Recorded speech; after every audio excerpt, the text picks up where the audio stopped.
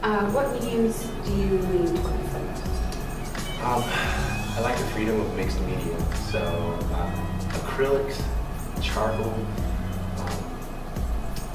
mostly that. Sometimes I'll dabble with oil a bit, but for the most part I stick with acrylics and charcoal. Okay, beautiful. What is your usual genre? Where do you usually like? Obviously, we have the two flowers behind us. Is that where you're going? Is that where you see you're leading towards, or is there something? Well, for a long time I've been trying to hone in on a certain style, a certain subject. But I'm starting to realize as I paint more and more that it's going to be consistently changing. Originally I started with a more urban graffiti type almost. Being from Connecticut, so close to New York, it kind of just rubbed off on me. But since I moved out here, I learned a lot more about color, and so my colors are changing. I went from primaries to more neutral earth tones and things like that. As far as my subject matter goes, it kind of changed with that also. It became more organic, more, as you can see, roses, and now a homeless series. So it just depends on when you catch me. That's when you'll see what I'm coming up with, pretty much.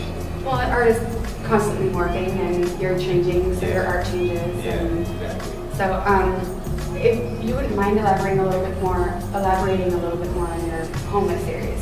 That's what you're working on now. Yeah, right now, actually I'm in the middle of a piece right now I'm really excited about, but as far as the homeless go, I just feel as if they've been through so much.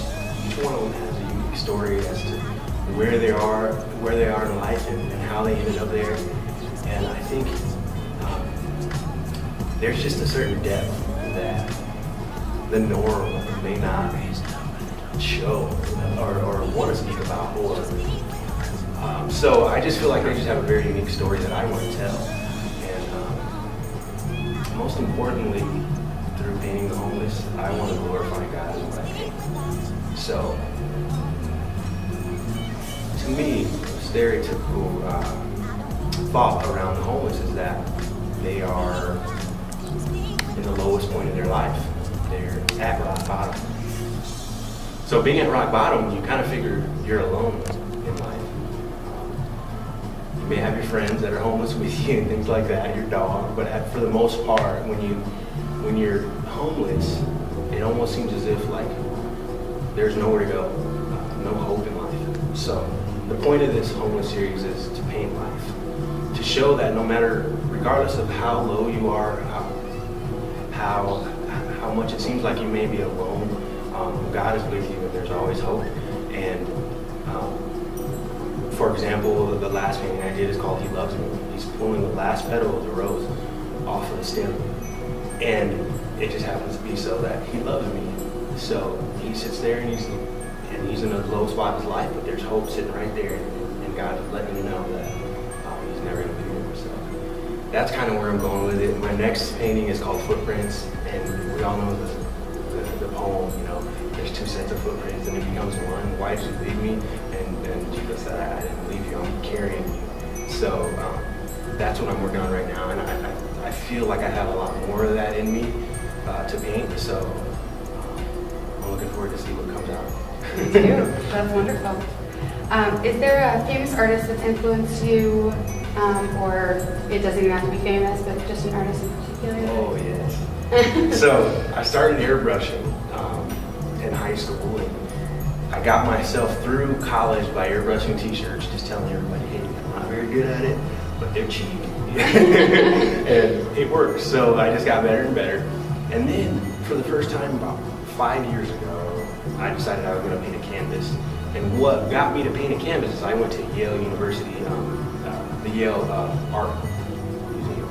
And I went there and I saw this huge painting, and it was like, it looked like a 2-year-old painted it. It was smeared all over the place. It was really elementary type style. And I'm like, why is this a museum? Like, I just didn't get it. And so I looked at the artist who painted it, and it was Jean-Michel Basquiat. And I said, I got really intrigued, and I said, man, his stuff is here in an art museum. And I said, it made me feel like anybody can do it, you know? I was like, whoa, I can do that with my eyes closed. But I started researching him a lot more and really seeing his style and who came and swept him off his feet. And his art exploded everywhere. I mean, he was just, he's part of history now. And so it just, I guess his style made me really think that I can do this. So I picked up a paintbrush and I painted my first canvas, and it's just been evolving since. So, yeah. Okay. Let's see. Where do you see your art going? We had talked about the homeless series, and is that where you see it morphing into, going less from the flowers and more into representative or storytelling, the way you were? Yeah, storytelling, yeah.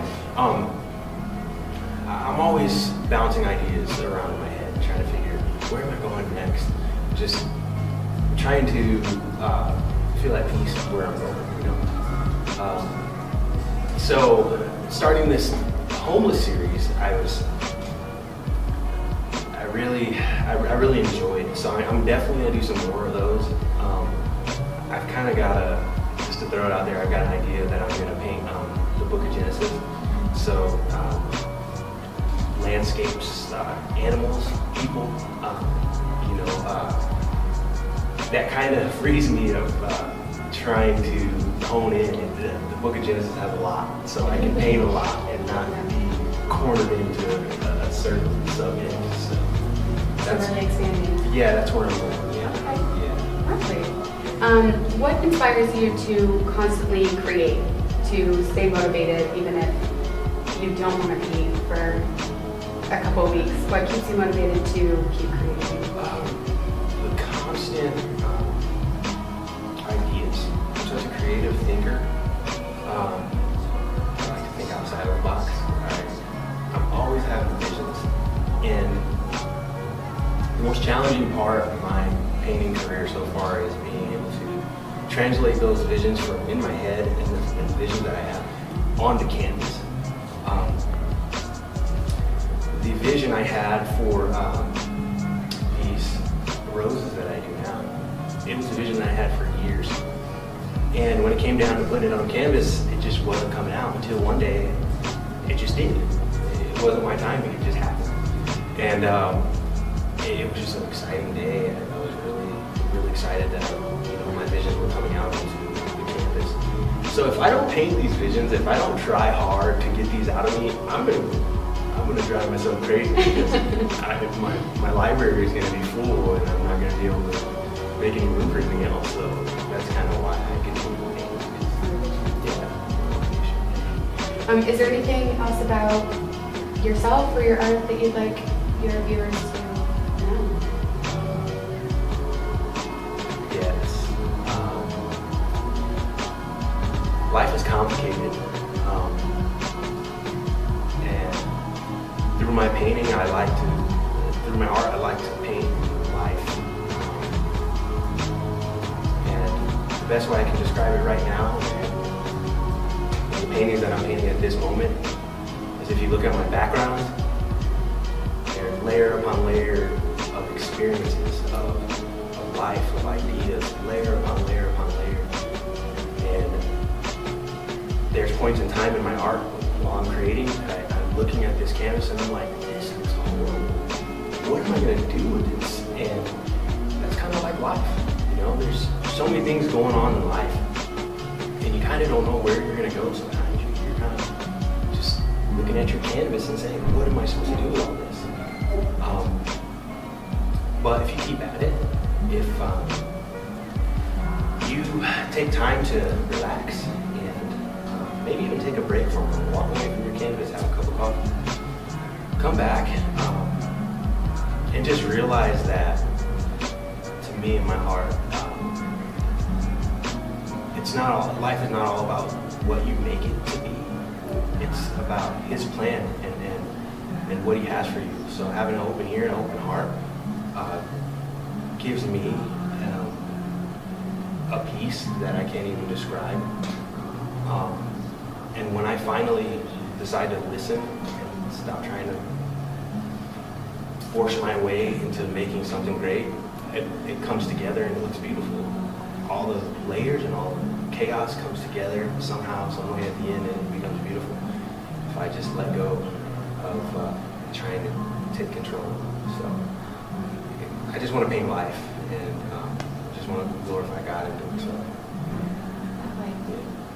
Well, thank you. All right, thank you.